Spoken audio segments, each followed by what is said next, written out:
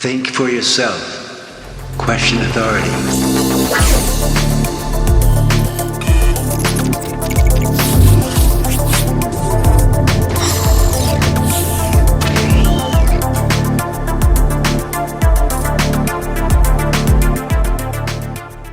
What's up, everybody? Welcome back. Now, it's just been a couple days since we talked about the new Switch coming in 2020 as predicted by Dr. Serkan Toto, and he said stuff like $399, 4K support, bigger cartridge sizes, and of course a big first-party game. But another key that he brought out was that it would release before the PlayStation 5 and Xbox Series X. Now we have a report, not a rumor or prediction, but a report from Digitimes talking about Nintendo to release a new Switch to enter mass production in first quarter 2020 to be released at the halfway point or summertime of 2020. So here's the first official report just 6 days into 2020. We're getting things going really fast here now for Nintendo, that they will be releasing a new Switch model for this year and sooner rather than later, to obviously keep the eyes on Nintendo and keep their momentum strong as the next generation of consoles is introduced and released in the second half of 2020. And from what it appears, it looks like this new Switch will be announced before E3, because if it's going to be released in mid-2020,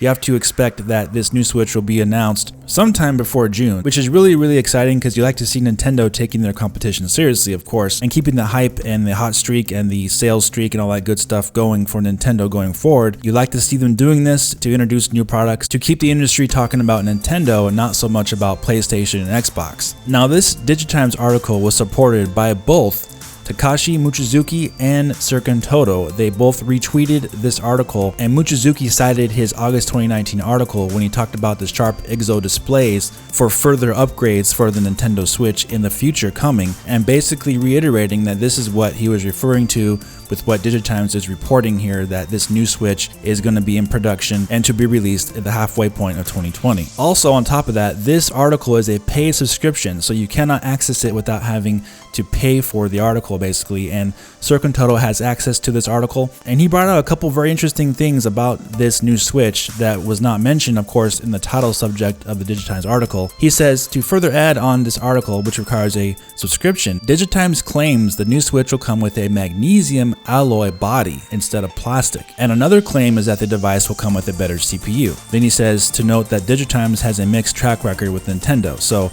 obviously it's still technically a rumor for now, but Digitimes is handling this as a report, and obviously the information is very limited. It doesn't talk about GPU, RAM, storage space, all that other stuff, different controllers. This article is mainly talking about a supply chain for the Nintendo Switch with some little bit of extra detail. So no doubt we will get a lot more information about this new Switch as the time goes forward. But no doubt if it has a better CPU, that automatically means it's not the Tegra X1 processor, and it's not the revised Tegra X1 processor that they put in the Switch Revision or the Switch Lite. This would be a different SoC. So that gives you a hint right there that Nintendo, of course, is using a different chip, a new chip. As we've been talking about on this channel since last year, that Nintendo has been hiring developers to work on operating system emulation for a console. And if it has a newer, better, and different CPU, what have you, for this new Switch, and obviously they will be needing to work on certain types of emulation of the Switch operating system to get it running on the new console, to run it seamlessly without there being any difference or having anything noticeable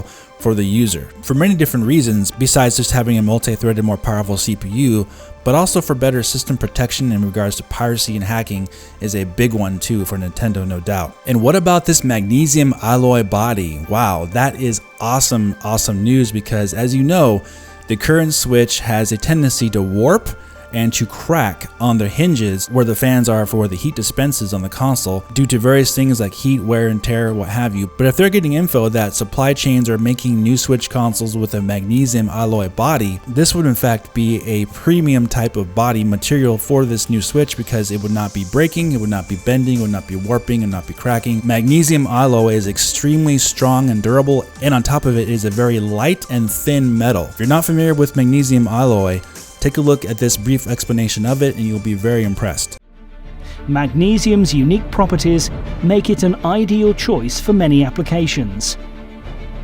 Ultra lightweight, low density, and cost competitive with other lightweight materials. Magnesium is particularly desirable in transport and manual handling. and an obvious choice for use in the aerospace industry. High-performance cars have long taken advantage of magnesium to improve performance and efficiency. And the world's most popular pickup truck, the Ford F-150, exemplifies the use of lightweight components that retain high strength. Magnesium is strong, lending this excellent compressive strength to vehicle structural performance in automotive and aerospace applications such as the door of a Boeing 737, providing safety without compromise. With a high creep resistance, magnesium is used in the most challenging applications, a material to be trusted when reliability is essential. These clear advantages that are making magnesium a first choice for an increasing number of uses and markets. So magnesium alloy is used in cars, it's used in laptops, it's used in various different electronic devices, it's used in aircraft. It's extremely durable and extremely light, and it will not break easily, which is great news. You want a system that's very durable, so if you drop it, it doesn't crack, it doesn't break. Obviously, Nintendo consoles are usually extremely durable, except for the Nintendo Switch, which has seen physical manifestations of it breaking as far as the actual material of the plastic of the body shell of the console itself being not as durable as you would expect a Nintendo console to be. So having better body materials with magnesium alloy, having a better CPU, a better SoC, what have you, I do expect this console, when it's all said and done, to in fact have that $399 price point, because like what was reiterated by Mochizuki from its August 2019 Wall Street Journal article, Sharp is in an agreement with Nintendo to provide their IGZO premium quality displays for Nintendo for new Switch consoles, and it looks like this is that one. If you're going to have a premium screen and if you're going to have premium body materials to be made for that console, you're going to have a more powerful SoC that can handle better graphics, 4K TV support, what have you, all those things, and of course the most important thing, having the games run and look better on that system, and to continue their hot streak as far as sales data is concerned, and for reaching out and getting even more games and more AAA third-party developers on their platform moving forward. And if this console is releasing before, like in the summertime or before that even of 2020, before PlayStation 5 and Xbox are released, then the question would be, what game would Nintendo launch the console with? Personally, if it's that early in the year, my opinion would have to be leaning towards something like a Metroid Prime Trilogy to bring Metroid back on Nintendo in a big way and get the fans back. That would be a great way to get the system off and running, especially if it's not a holiday release. I know that everybody wants Zelda to be there, but as far as Zelda is concerned, it's a sequel to Breath of the Wild, so if it's not ready, I wouldn't be surprised, because you do want that game to be of really high quality. And Metroid Prime Trilogy, it would basically be a remaster port of 3 games that were on the GameCube and 1 on the Wii. And as you can see on this video, I've been playing Metroid Prime from the GameCube on the Dolphin emulator with an HD texture pack installed in it, made by fans. So the art style of the game and everything still looks great, even with a lot of those original assets still in place. Game still looks great. Even in 2020, when the game is 18 years old, it still looks pretty darn good for what it is. So with a few enhancements and updated textures and updated lighting and keeping that nice 60 frames per second, a Metroid Prime Trilogy would be a really nice way to get this new Switch off and running and to bring Metroid back to Nintendo in a big way, launch it with the system, and then you hype up your next Metroid Prime 4 release. Obviously, I'm saying this as a Metroid fan, so who knows what Nintendo will actually do, but that would be my hope, is that they do launch this new Switch with Metroid Prime Trilogy personally, especially since you do not want them to rush out Breath of the Wild 2. You want them to make that game as great and as epic as possible. So taking all these things into consideration, remember this is only the 6th of January. We're just getting started in 2020 and things are already off and running like crazy with this new Switch hardware information coming out as soon as the holidays were over. So this is just the early information coming from supply chains of what they're producing for Nintendo. No doubt we'll get more information going forward on the graphics processing of the system, the storage space, the controllers, and of course that screen. Maybe it's even bigger, who knows. And on top of that, maybe we'll get some indications of games coming out on the system as well.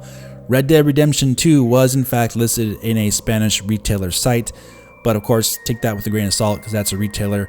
You never know, right? But it is worth pointing out, due to the timing of these things all taking place around the same time frame, the last few days, new Switch hardware being talked about, new Switch hardware being reported in production soon, and retailer listings for a big AAA third-party game like Red Dead Redemption 2 that will most likely not run if at all, on the original Switch. So of course we will wait and see what happens. I think, like I said earlier, this is going to be a really big year, 2020. This is going to be huge. There's going to be a lot of good stuff coming out.